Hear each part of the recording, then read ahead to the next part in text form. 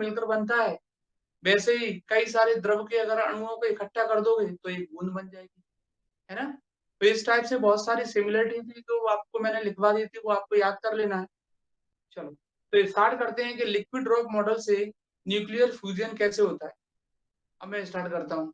तो सबसे पहले स्टार्टिंग में तो आप सिमिलरिटी 2-3 कम से कम लिख ही देना कि ये दोनों सेम होती है, जिससे आपको ये पता चल जाए कि ये ये हेडिंग है ना, जिससे इस हेडिंग का थोड़ा सा मतलब निकल जाए। क्या है? Explanation of nuclear fusion by liquid rock model. नाभिकीय विखंडन को द्रव बूंद मॉडल के द्वारा व्याख्या कैसे करते हैं। तो पहले ये बताना पड़ेगा कि दोनों में कुछ सिमिलरिटी होती भी है कि नहीं होती। ठीक है, चलो स्टार्ट करते हैं। छोटा सा टॉपिक है, ज्यादा बड़ा टॉपिक नहीं है। उसके बाद मैं आपको 2 रिएक्शंस और बता दूंगा, वो तो याद कर लेना रिएक्शंस तो, और यूनिट खत्म हो जाएगी। ठीक है, चलो। तो सबसे पहले बच्चों क्या है, देखो न्यूक्लियस का साइज कैसा होता है, स्फेरिकल रहता है, गोलाकार आकृति का। पहले लैंग्वेज समझाता हूँ आपको। न्यूक्लियस का साइज कैसा रहता है, स्फेरिकल रहता है, गोलाकार आकृति का, सभी को मालूम है। नहीं भी रहता है तो अपन मानते हैं।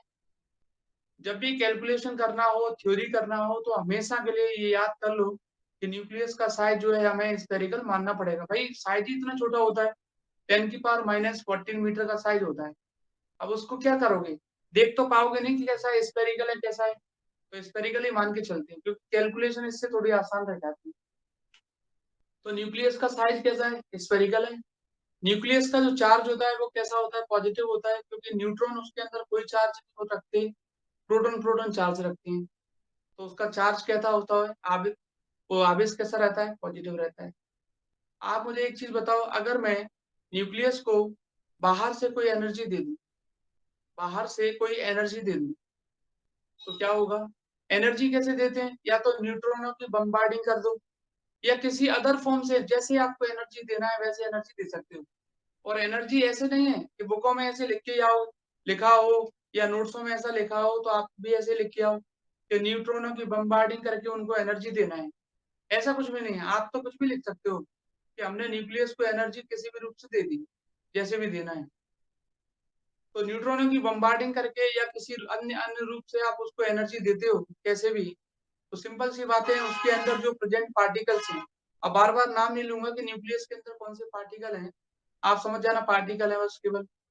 सभी को मालूम है न्यूक्लियस के अंदर क्या रहते हैं। तो आपने क्या किया, न्यूट्रॉनों की बम्बार्डिंग की, या किसी अदर तरीके से न्यूक्लियस के अंदर जो पार्टिकल है उनको एनर्जी दे दी। सिंपल सी बात है, जब उनको आप एनर्जी दोगे तो वो वाइब्रेट करेंगे, ऑसिलेट करेंगे। किसी को एनर्जी मिलेगी, मान लो कोई रेस्ट कंडीशन में ही है, अब आपने उसको एनर्जी दे दी, तो एक्साइटेड स्टेट में आ जाएगा, वो तो वाइब्रेट करेगा, वहां से भागने की कोशिश करेगा। तो वो या ऑसिलेट करने लगते हैं, दोलन करने लगते हैं उसी के अंदर। तो ऑसिलेट करते हैं तो न्यूक्लियस का साइज थोड़ा सा बिगड़ने लगता है। जब वो सारे के सारे, एक तो ऑसिलेट कर नहीं रहा है, सभी को एनर्जी मिली है तो सभी ऑसिलेट करेंगे, तो न्यूक्लियस का साइज थोड़ा सा बिगड़ने लगता है। मतलब ऑसिलेट करने का मतलब वो बाहर निकलने की चेष्टा करेंगे। अब न्यूक्लियस जो रहता है ना, उसके अंदर लगता है न्यूक्लियर फोर्स। बच्चों लिक्विड के अंदर कौन सा फोर्स लगता है, surface tension force. Surface tension क्या करता है, लिक्विड की वो प्रॉपर्टी होती है जो कम से कम एरिया कवर करने का प्रयास करती है ना। सरफेस टेंशन के कारण ही उसका शेप कैसा होता है, स्फेरिकल रहता है। ऐसे हम ये मानते हैं कि न्यूक्लियस के अंदर जो न्यूक्लियर फोर्स लग रहा है, उसके कारण उसका शेप कैसा है, स्फेरिकल है। तो वो क्या करेगा, न्यूक्लियर फोर्स क्या करेगा, उसको जो शेप बिगड़ रहा है उनके कारण, जैसे ऑसिलेट करने लगे, अब वो शेप बिगड़ने लगा। न्यूक्लियर फोर्स टेंशन में आ गया, उसने कहा यार ये तो शेप बिगड़ रहा है, तो वो क्या करेगा, वापस उसको उसी पोजीशन में लाने का प्रयास करेगा। देखिए इतने सारे न्यूक्लियन वो ऑसिलेट कर रहे हैं, सभी को एक साथ इकट्ठा करना। भाई एक कमरे में जैसे मान लो सपोज करो 2 स्टूडेंट बैठे हैं, तो कोई भी कह सकता है ए चुप बैठो, शांत हो जाओ। लेकिन 200 बैठे हैं तो किस किस से कहोगे चुप हो जाओ, चुप हो जाओ, चुप हो जाओ। और मान लो सबको सपोज करो एनर्जी मिल गई, तो सारे के सारे वाइब्रेट करने लगे। अब सबको चुप कराना तो बड़ा मुश्किल है ना। तो क्या होता है, जब न्यूक्लियस के अंदर जो न्यूक्लियन है वो वाइब्रेट करने लगेंगे, इधर न्यूक्लियर फोर्स क्या करेगा, उनको कोशिश ये करेगा कि उसका शेप वापस ओरिजिनल शेप में आ जाए, न्यूक्लियस का कैसा, मतलब स्फेरिकल बन जाए। लेकिन वो आपके क्या करेंगे, वाइब्रेट करेंगे। तो इस कारण से वो अंदर की तरफ लाएगा, ये वाइब्रेट करेंगे, इस कारण से उसका शेप थोड़ा सा और बिगड़ने लगता है पहली पोजीशन से। अब उसका शेप जो बिगड़ते-बिगड़ते थोड़ा डंबल जैसा हो जाता है। डंबल देखा है आपने जिम करने जाते होंगे आप लोग, तो वहाँ डंबल रहते हैं, वैसा शेप हो जाता है। अब क्या होता है, अब जब से उसका शेप बिगड़ जाता है, मतलब शेप बिगड़ने का मतलब होता है ऐसा हो गया, मान लो कोई ऐसा था स्फेरिकल, अब उसको चौड़ा हो गया ऐसा, तो अब क्या होने लगता है कि न्यूक्लियर फोर्स काम करना बंद कर देता है, इलेक्ट्रोस्टैटिक फोर्स का काम चालू हो जाता है। थोड़ा न्यूक्लियर फोर्स क्या होता है कम होने लगता है, इलेक्ट्रोस्टैटिक फोर्स बढ़ने लगता है, क्योंकि प्रोटॉन प्रोटॉन है, प्रोटॉन इलेक्ट्रोस्टैटिक फोर्सेस का फायदा उठाता है कि भाई प्रोटॉन प्रोटॉन है, साइज इनका बिगड़ने लगा है, बड़ा होने लगा है, और इनके पास एनर्जी है ही, बाहर निकलने का प्रयास कर ही रहे हैं, तो इलेक्ट्रोस्टैटिक फोर्स एक्ट हो जाता है सब पर। तो वो क्या करता है, वो और उनको बाहर निकालता है, मतलब उनका शेप और बिगाड़ देता है, डंबल से भी पतला शेप करने लगता है, और न्यूक्लियर फोर्स उस टाइम पर कोई काम ही नहीं कर पाता फिर। तो एक कंडीशन ऐसी आती है कि उनको इतनी एनर्जी मिल जाती है ऑसिलेट करते करते ही, कि वो दो पार्ट में ब्रेक हो जाता है। तो न्यूक्लियस जब दो पार्ट में ब्रेक होता है, तो उसी को हम बोल देते हैं न्यूक्लियर फ्यूजन। न्यूक्लियर फ्यूजन का मतलब फिजन, न्यूक्लियर फिजन का मतलब क्या होता है कि जब भी कोई एटम या कोई पार्टिकल या कोई न्यूक्लियस दो पार्ट में ब्रेक हो जाए, तो उसी को बोलते हैं न्यूक्लियर फिजन, नाभिकीय विखंडन। एक बार फिर रिवाइज करवाता हूँ, फिर डायग्राम से समझाऊंगा आपको। नाभिक का आकार गोलाकार आकृति का होता है, सभी बच्चों को मालूम है। नाभिक का आकार गोलाकार आकृति का रहता है ना। 10⁻⁻14 मीटर का बहुत छोटा होता है, और नहीं भी रहता है तो आपको गोलाकार आकृति का मान के ही चलना है। नाभिक के अंदर सबको मालूम है न्यूट्रॉन और प्रोटॉन दोनों रहते हैं। न्यूट्रॉन पर कोई आवेश नहीं रहता है, प्रोटॉन पर केवल पॉजिटिव आवेश रहता है। इसके कारण पूरे न्यूक्लियस पर कौन सा आवेश रहेगा, पॉजिटिव रहेगा। आप न्यूट्रॉनों की बम्बार्डिंग करवा के तीव्रगामी से तीव्र तेजी से न्यूट्रॉन आ रहे हैं और धस गए उसके अंदर, किसके अंदर, नाभिक के अंदर। या मान लो किसी और तरीके से आपने ऊर्जा दे दी उनके अंदर, नाभिक के अंदर उपस्थित जो कण है उनको किसी और तरीके से ऊर्जा दे दी, जैसे भी देना है आपको, बस एनर्जी देना है कैसे भी करके। तो एनर्जी दे दी आपने, ऊर्जा दे दी।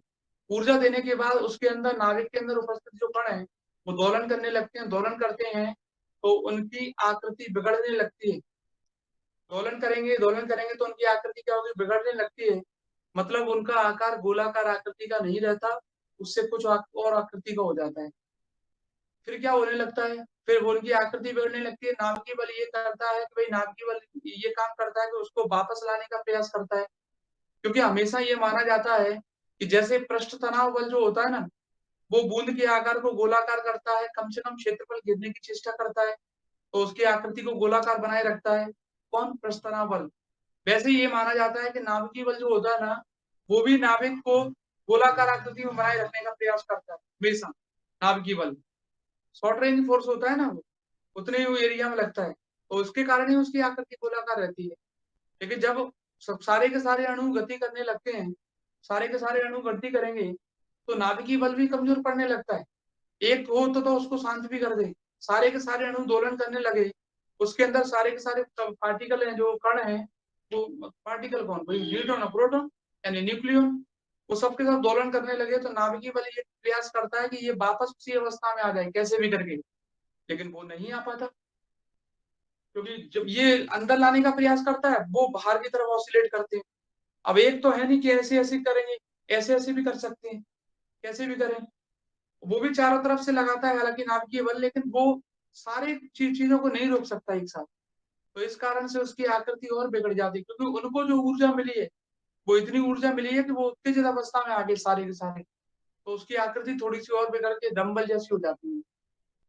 फिर वो, अब नाभिक से जब अणु जैसे दूर दूर होने लगते हैं, सॉरी, नाभिक से जैसे ही कण दूर दूर होने लगते हैं, कण कौन, प्रोटॉन या न्यूट्रॉन, तो प्रतिकर्षण बल जो होता है, रिपल्सिव फोर्स जिसको बोलते हैं, विद्युत बल जिसको बोलते हैं, वो एक्ट हो जाता है उस टाइम पर। प्रतिकर्षण बल तो चाहता ही है कि नाभिक से अणु थोड़े से, यानी नाभिक के जो कण है थोड़े से दूर हो, तो मैं एक्ट हो जाऊं, नाभिकीय बल का काम खत्म कर दूं, तो प्रतिकर्षण बल वहां पर एक्ट हो जाता है, लगने लगता है प्रोटॉन प्रोटॉन के बीच में, इधर नाभिकीय बल लग रहा है। लेकिन क्योंकि वो भी दोल देखो, जो न्यूक्लियन है वो भी दोलन कर रहे हैं, और प्रतिकर्षण बल भी लग गया, अब नाभिकीय बल क्या करेगा, तो इस कारण से उसकी आकृति और बिगड़ जाती है। और एक कंडीशन ऐसी आती है, इतनी ऊर्जा मिल जाती है जिसको हम क्रांतिक ऊर्जा या दहली ऊर्जा बोलते हैं।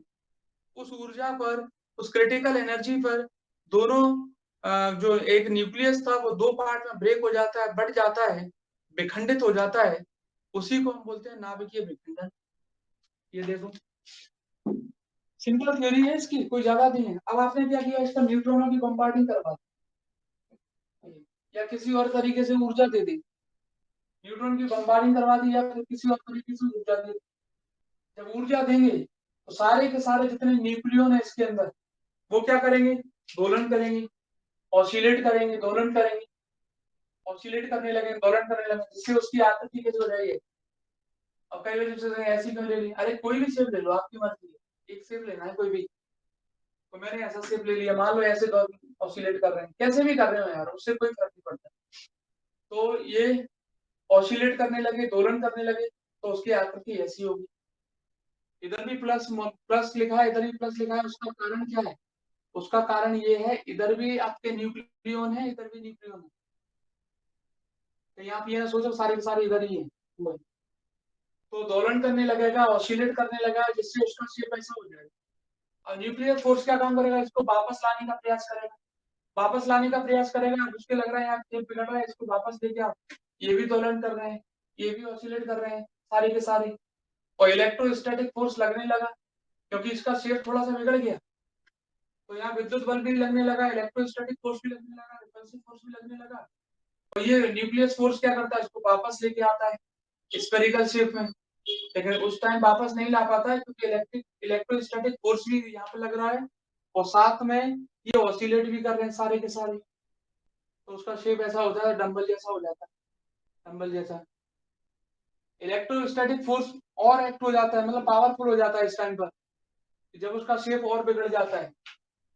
फिर वो क्या करता है, फिर उसके बाद ऑसिलेशन तो बराबर हो ही रहा है, दोलन बराबर हो ही रहा है सभी के बीच में, और इलेक्ट्रोस्टैटिक फोर्स यानी विद्युत बल लग ही रहा है।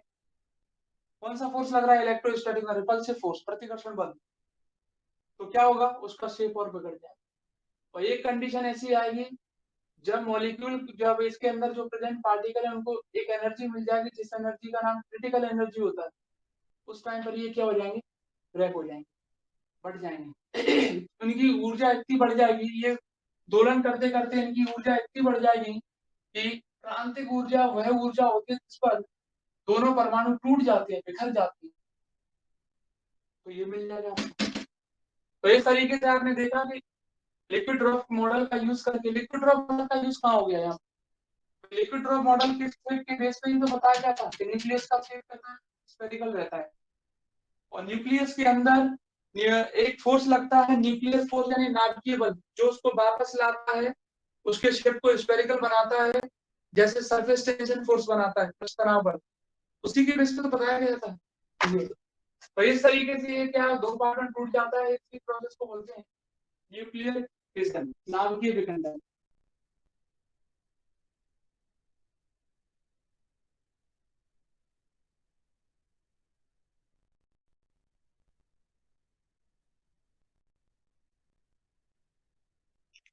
चलो अब नेक्स्ट बता देता हूँ, मिटाता हूँ इसको।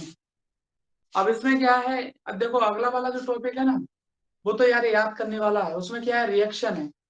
क्या रिएक्शन है वो मैं लिख बता देता हूँ आपको, समझा दूंगा ऐसा ऐसा वो। इसमें तो जरूर थोड़ा सा थ्योरी वगैरह मिल जाएगी, आपको लिखना पड़ेगा। चलो मिटा दूं।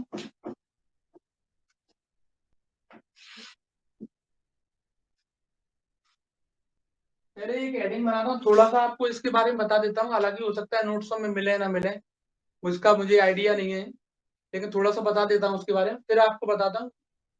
दो साइकिल आपको पढ़ाऊंगा अभी, दो साइकिल हैं, और शॉर्ट नोट में अगर आ जाती है, कभी कभी आ जाती है, शॉर्ट नोट लिखो, है ना। तो सबसे पहले हेडिंग बनाते हैं, सूर्य एवं तारों में संलयन क्रिया। सूर्य एवं तारों में संलयन क्रिया, थोड़ा सा बता देता हूँ उसके बारे में। नोट्सों में हो सकता है नहीं भी मिले, मिल जाए तो ठीक है, वैसे मिलेगा नहीं। Fusion reaction in sun and star, fusion reaction in sun and star,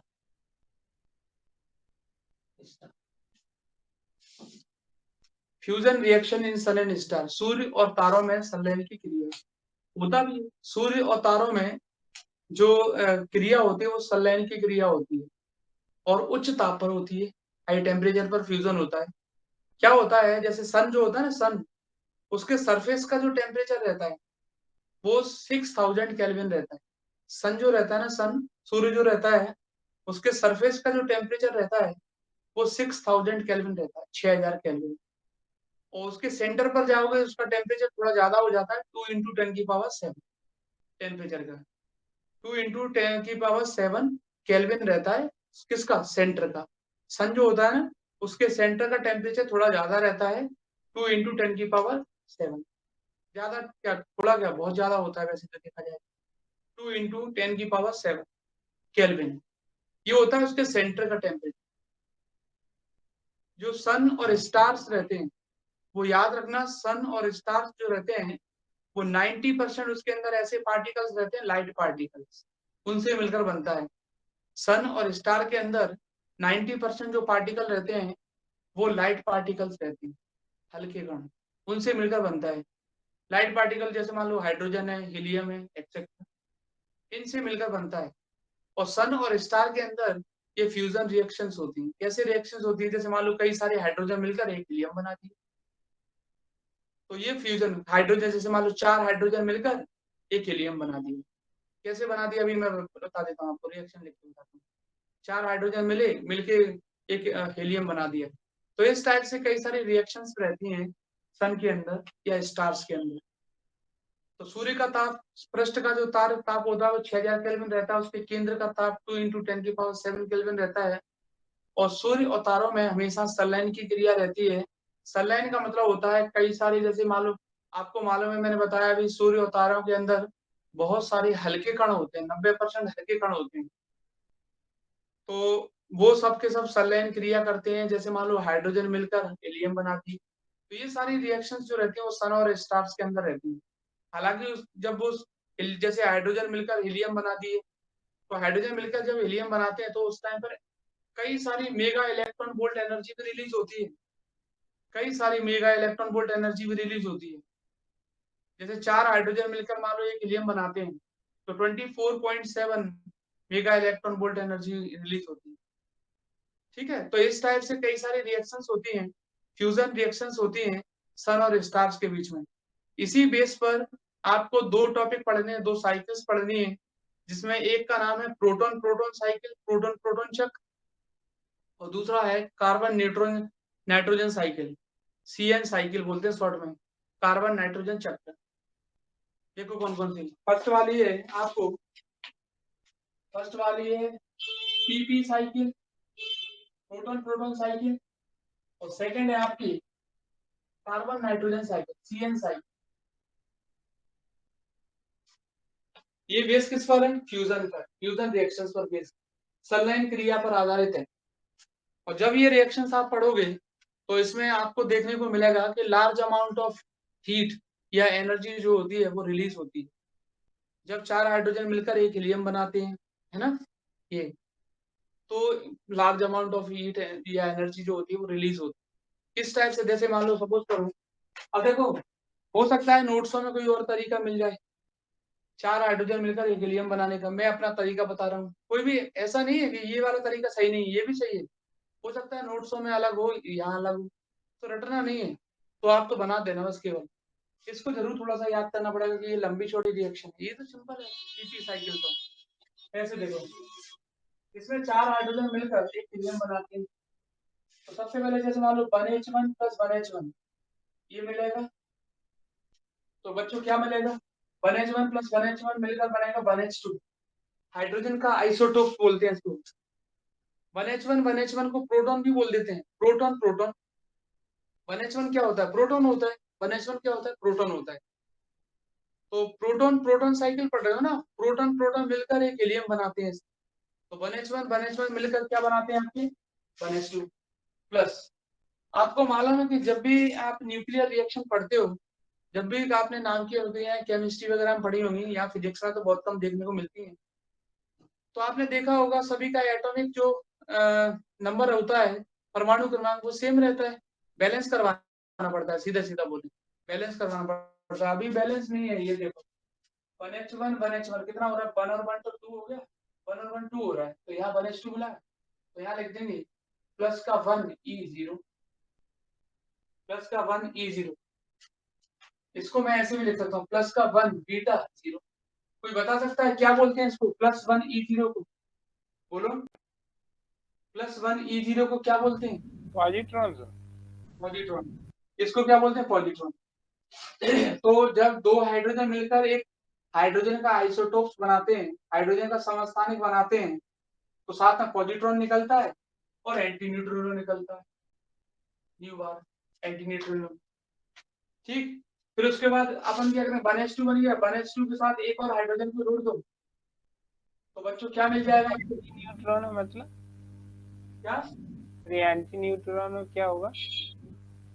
पता है? एंटी न्यूट्रिनो, एंटी न्यूट्रिनो एक ऐसा पार्टिकल रहता है लिख लिया करो सबको। एंटी न्यूट्रिनो एक ऐसा पार्टिकल्स रहता है जिसका मास भी 0 और चार्ज भी 0। एंटी न्यूट्रिनो एक ऐसा पार्टिकल्स रहता है जैसे गामा रेस रहते हैं, गामा रेस वैसे, जिसका मास भी नहीं होता है और जिसके पास चार्ज पार्टिकल भी नहीं रहता है, या ऐसा बोल सकते हैं जिसका मास बहुत कम होता है, बहुत कम, नो चार्ज, कोई चार्ज नहीं है, एंटी न्यूट्रिनो। फिर उसके बाद 1H2 प्लस 1H1 मिलकर क्या बनाएंगे, 1 और 1 2 हो गया, 2He3, हीलियम बना दिए, 1 1 2 और 2 और 1। यहाँ एंटी न्यूट्रिनो लिख दो और चाहे आप गामा लिख दो, एक ही बात है।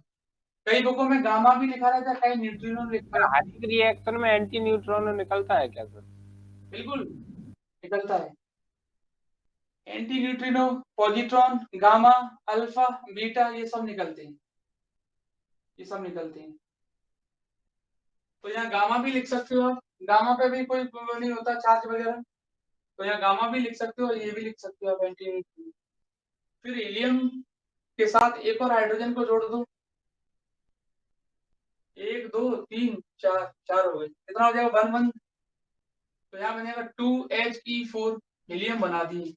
अब देखो बैलेंस करो जरा, 1 1 4 हो गया, 2 1 3 हो रहा है, तो यहाँ निकलेगा आपका एक पॉजिट्रॉन, 2 1 3 हो रहा है ना, एक पॉजिट्रॉन, ये पॉजिट्रॉन प्लस, फिर वही यार एंटी न्यूट्रिनो, प्लस इसमें large amount of energy release होती है, 24.7 मेगा इलेक्ट्रॉन वोल्ट, इतनी एनर्जी रिलीज होती है, इतनी एनर्जी रिलीज होती है, large amount of energy release होती है।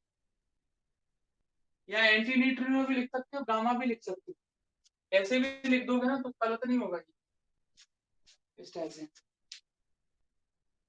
ठीक है, अब इसको ऐसे भी बनाया गया है, देखना, लिख लिया,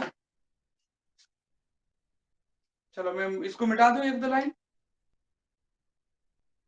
चलो अब इसको ऐसे भी बनाया गया है, जैसे मान लो ये बना दिया, हो सकता है नोट्स में ऐसे मिल जाए आपको, 1H1 1H2 1H2 वगैरह वगैरह ये सब लिख दिया, ये लिख दिया। उसके बाद दो हीलियम के एटम मिलकर, ये दो हीलियम की एटम मिलकर, हीलियम आइसोटोप्स बोलते हैं इनको, 2He3 2He3, ये बनाते हैं 2He4 प्लस, कितना क्या बनाते हैं 2He4, देखना 3 और 3 6 हो रहे हैं, लेकिन यहाँ कितने 2, और 2 और 2 कितना हो रहे हैं 4 हो रहे हैं, तो यहाँ कितने 2।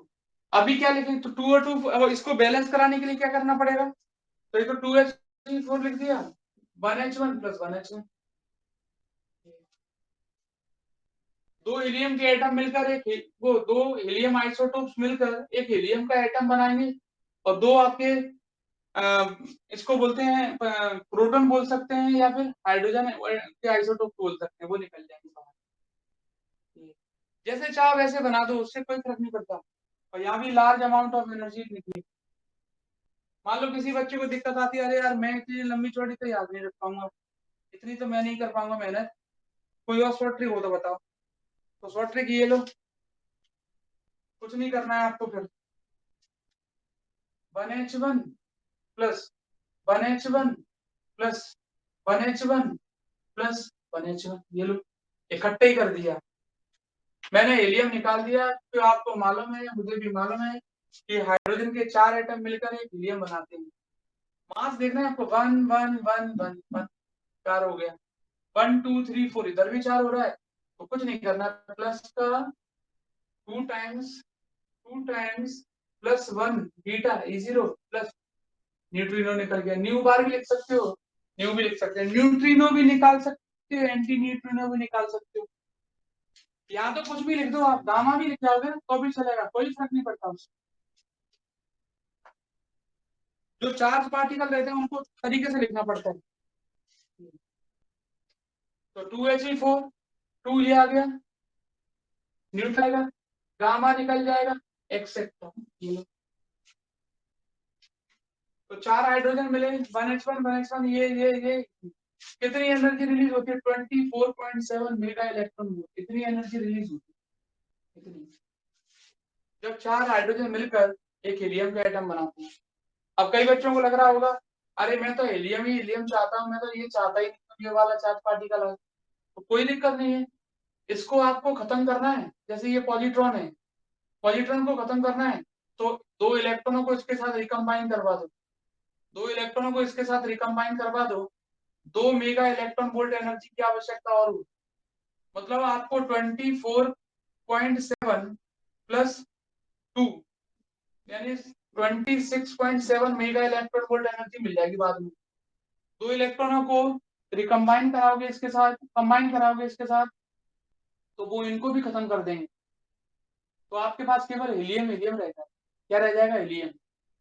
इतनी एनर्जी रिलीज हो जाएगी किसी को अगर इसको अभी हटाना है तो इस तरीके से 4 हाइड्रोजन मिलकर या अलग अलग हाइड्रोजन मिलकर एक हीलियम का एटम बनाते हैं जिसमें large amount of energy release होती है। तो आपको मालूम है कि 2 परमाणु या 2 अणु मिलकर एक बड़ा परमाणु बनाते हैं।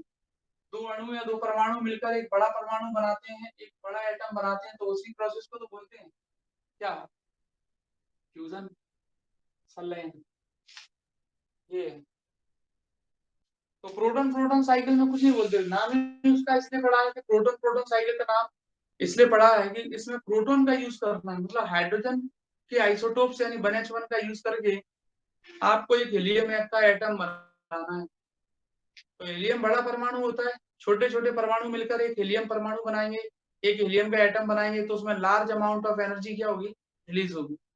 तो एक साथ भी लिख सकते हो 1H1 1H1 1H1 equal to 2H3, बस हो गया। फिर 2 पॉजिट्रॉन निकल जाएंगे, बाद में गामा न्यूट्रिनो वगैरह जो निकालना है वो निकालते रहना। और इसमें 24.7 मेगा इलेक्ट्रॉन वोल्ट एनर्जी खत्म हो जाती है, रिलीज होती है। और अगर आपको लगता है कि भाई मुझे 2 पॉजिट्रॉन को भी हटाना है तो 2 मेगा इलेक्ट्रॉन वोल्ट एनर्जी और खत्म करनी पड़ेगी, तो वो भी हट जाएंगे। ये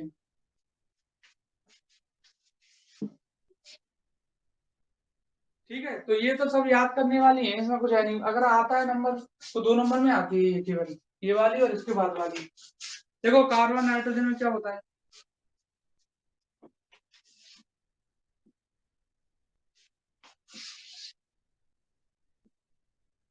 अभी मैंने आपको जो न्यूक्लियर फिजन बताया था लिक्विड ड्रॉप मॉडल से, वो ध्यान रखना। नील्स बोर और व्हीलर एक साइंटिस्ट था, नील्स बोर और व्हीलर, उसने दिया था 1939। वैसे तो मालूम ही है, नील्स बोर ने तो दिया था लिक्विड ड्रॉप मॉडल, और एक और साइंटिस्ट था व्हीलर। दोनों ने मिलकर ये वाला जो मॉडल मैंने आपको बताया था कि लिक्विड ड्रॉप मॉडल से कैसे किस तरीके से फिजन की प्रोसेस होती है, विखंडन की अभिक्रिया होती है, वो साइंटिस्ट ने मिलकर दी। एक और दिया कार्बन नाइट्रोजन साइकिल, ये बैथे ने दिया था, बैथे ने। बैथे साइंटिस्ट था, एक बैथे अमेरिकन साइंटिस्ट था बैथे। उसने भी 1939 में यही कारनामा किया था, carbon nitrogen cycle. Carbon nitrogen cycle में भी हाइड्रोजन के साथ क्रिया होती है। अभी बताऊंगा आपको, 4 हाइड्रोजन यूज होते हैं आपके कार्बन नाइट्रोजन साइकिल में। कार्बन और नाइट्रोजन दोनों को एक कैटेलिस्ट की तरह यूज करते हैं, उत्प्रेरक की तरह, कैटेलिस्ट की तरह, उत्प्रेरक की तरह। कैटेलिस्ट क्या होता है? बस केवल इतना लिखा होगा आपके नोट्सों में कि 1939 में 1939 में एक साइंटिस्ट था, अमेरिकन साइंटिस्ट बैथे, जिसने कार्बन नाइट्रोजन साइकिल को दिया था, कार्बन नाइट्रोजन चक्र को। इसमें कार्बन और नाइट्रोजन को एक उत्प्रेरक यानी कैटेलिस्ट की तरह हम यूज करते हैं। कैटेलिस्ट क्या होता है? कैटेलिस्ट क्या होता है? जो रिएक्शन में यूज होता है, रिएक्शन को या तो बढ़ाता है या कम करता है, और आफ्टर कंप्लीट होने के बाद फिर मिल जाता है। कैटेलिस्ट का मतलब होता है, उत्प्रेरक का मतलब होता है जो अभिक्रियाओं में उपयोग लाते हैं, यूज करते हैं उनको, वो या तो अभिक्रिया को बढ़ाता है या कम करता है। मतलब कहने का मतलब ये हुआ, जो हमें चाहिए वो दे देता है और लास्ट में मिल भी जाता है वापस। कैसे, वो अभी रिएक्शन से बताऊंगा। वो होता है कैटलिस्ट, जो अभिक्रियाओं में यानी रिएक्शंस में यूज होगा और आफ्टर कंप्लीट रिएक्शन हमें मिल भी जाएगा। रिएक्शन को इंक्रीज और डिक्रीज कराने के लिए इसका यूज हम करते हैं।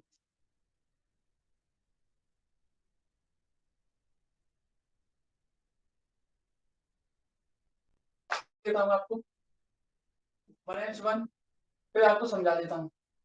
कार्बन 12 1H1 में इसको लिख देता हूँ, फिर आपको समझा देता हूँ क्या क्या आएगा, कि याद तो करना ही है इसकी। यहाँ मिल जाएगा आपको नाइट्रोजन, नाइट्रोजन का आइसोटोप मिल जाएगा और गामा मिल जाएगा। फिर उसके बाद 7 नाइट्रोजन 13, 7 नाइट्रोजन 13। इसके साथ भी आप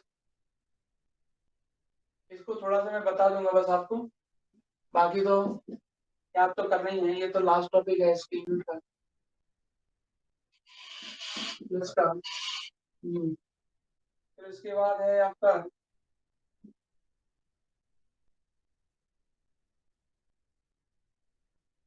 आज मैं क्या कराऊंगा आपको, हाइजेनबर्ग अनसर्टेनिटी प्रिंसिपल बताऊंगा, उसकी एप्लीकेशन।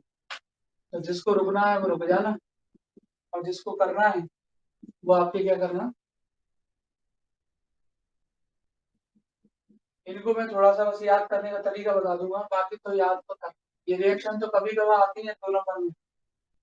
अगले टर्म से हम सेकंड पेपर स्टार्ट करेंगे, और जितने बच्चों की फीस जमानी है उनको फीस भी करवाएं, है ना। कई बच्चों की तो बहुत कम जमा है।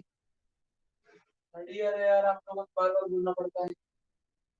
अब तो कंप्लीट करवा दूं। कई तो बहाने मार देते हैं, पहले डेट दे रहे हैं। कई लड़कियां बेवकूफ बना रही हैं, क्या करोगे। कई डेट दे रहे हैं, डेट दे देते हैं, इस डेट पे देंगे, फिर उसके बाद कहते हैं ये नहीं है वो नहीं है, क्या करोगे।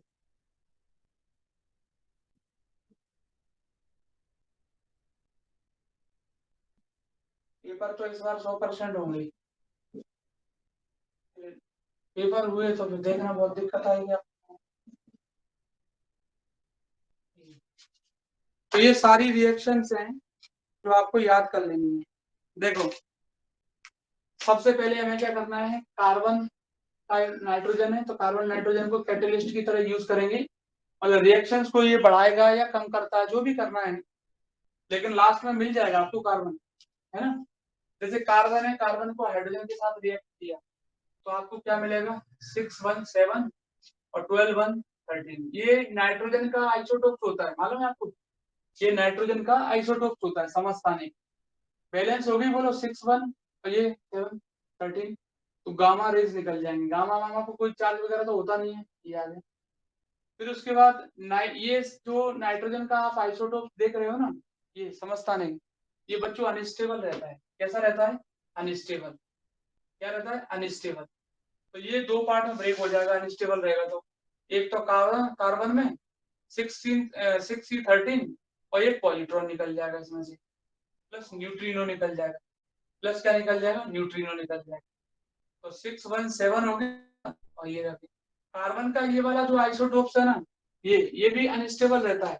इसलिए इसको एक हाइड्रोजन की आवश्यकता होगी स्टेबल बनाने के लिए, स्टेबल में कन्वर्ट होने के लिए। तो ये भी अनस्टेबल रहता है। स्टेबल कौन सा रहता है? 6C12 स्टेबल रहता है, क्योंकि उसकी बाइंडिंग एनर्जी ज्यादा रहती है, आपको भी मैंने बताया था। तो ये अनस्टेबल रहता है। अब ये क्या करेगा, एक हाइड्रोजन के साथ और कंबाइन करेगा। तो एक हाइड्रोजन तो मेरे पास यहाँ हो गया, एक हाइड्रोजन को ये क्या कर लेगा, एब्जॉर्ब कर लेगा या उसके साथ रिएक्ट करेगा। तो 6 1 7 बन गया, और ये हो गया आपका 41, प्लस गामा निकल जाएगा। प्लस क्या मिलेगा? गामा मिल जाएगा, ठीक है। ये जो आप देख रहे हो 7 and 14, ये नाइट्रोजन है आपका। नाइट्रोजन का आइसोटोप्स नहीं है, ये क्या है? नाइट्रोजन है। तो दूसरा हाइड्रोजन ये था, इसने इसको स्टेबल कर दी, स्टेबल बना दिया। स्टेबल बनाने का, हालांकि ये इतना स्टेबल नहीं रहता, इसके अंदर नंबर ऑफ प्रोटॉन और न्यूट्रॉन जो रहते हैं ये इनके कंपैरिजन में स्टेबल है। किसके अंदर? इनके कंपैरिजन में जो आपको देख रहा है 7 9 13 इनके कंपैरिजन में स्टेबल रहता है 7 9 14। तो ये स्टेबल नाइट्रोजन एटम बन गया।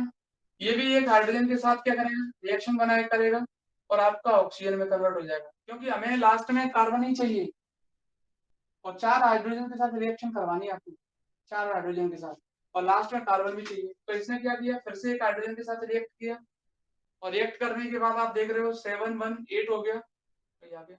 तो ये ऑक्सीजन बन जाएगा। ये ऑक्सीजन का आइसोटोप्स है, ये अनस्टेबल है। ये क्या है, अनस्टेबल है।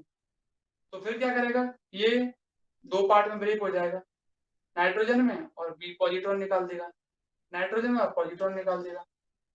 फिर आपको मालूम है ये नाइट्रोजन अनस्टेबल रहता है, ये आइसोटोप है उसको, तो ये फिर से हाइड्रोजन के साथ रिएक्ट करेगा, 4 हाइड्रोजन होगी, तो लास्ट में आपको कार्बन मिल जाएगा, हीलियम का एटम मिल जाएगा। मतलब 4 हाइड्रोजन मिलकर क्या बना रहे हैं, हीलियम। और कार्बन और नाइट्रोजन को आपने कैटेलिस्ट की तरह यूज किया है, उत्प्रेरक की तरह यूज किया है, लास्ट में देखो कार्बन का यूज किया तो कार्बन वापस आपको वापस मिल गया ये। तो ये तो रिएक्शन मैंने बताया था, आपको याद ही करनी है एक तरीके से। इसमें दो चीजें याद रखना। पहली चीज देखो आप ध्यान से, इन दोनों को कंबाइन किया, इन दोनों को कंबाइन किया, और कहा गया इन दोनों को कंबाइन किया, और भी है क्या, बस यहाँ जरूरत नहीं है, यहाँ गामा निकालना है तो निकाल सकते हो। इन दोनों को कंबाइन किया, देखो कंबाइन वाले में कंबाइन किया, गामा निकला, कंबाइन किया, गामा निकला, कंबाइन किया, गामा निकला, कंबाइन किया, गामा निकला। अब उसको देखो, ये दो पार्ट में टूटा है और न्यूट्रिनो निकला है। आगे वाला कहाँ गया, ये दो पार्ट में टूटा है, न्यूट्रिनो निकला है। ऐसे याद कर लेना बस। कंबाइन करके एक बन रहा है तो गामा निकल रहा है, कंबाइन करके एक निकल बन रहा है तो गामा निकल रहा है, और टूट रहा है दो पार्ट में, जैसे मान लो ये टूटा, ये टूटा, तो न्यूट्रिनो निकल रहा है। तो क्या निकल रहा है, न्यूट्रिनो। और 4 हाइड्रोजन का यूज करना है आपको, 4 हाइड्रोजन का यूज करना है ये। तो ये कार्बन नाइट्रोजन साइकिल है जिसमें कार्बन और नाइट्रोजन को केवल यूज किया गया है। जिसका यूज आप करोगे, जैसे मान लो मैंने कार्बन का यूज किया तो मुझे लास्ट में कार्बन मिल जाएगा, है ना। और 4 हाइड्रोजन रिएक्ट करेंगे तो आपको मालूम है क्या मिलता है, हीलियम एटम मिलता है। तो ये रिएक्शन आपको याद कर लेनी है, बस मैंने थोड़ा सा तरीका बता दिया कि ऐसा करना है, बाकी तो याद ही करनी है। तो ये है आपकी इस यूनिट में। कोई दिक्कत है तो मुझे पूछ लेना। अभी मैं स्टार्ट करता हूँ, कुछ टाइम 5 7 मिनट से देखते हैं कितने बच्चे आते हैं। अभी टाइम कितना हुआ है, 52, हाँ ठीक है। तो मैं स्टार्ट करूंगा आज, जो न्यूक्लियर वो सॉरी हाइजेनबर्ग अनसर्टेनिटी प्रिंसिपल बताया था, हाइजेनबर्ग का अनिश्चितता सिद्धांत, उसके एप्लीकेशन। तो जिसको करना है वो कर सकता है ना, जिसको नहीं करना है वो जा सकता है। ठीक है, ये अभी स्टार्ट करते हैं 5 मिनट।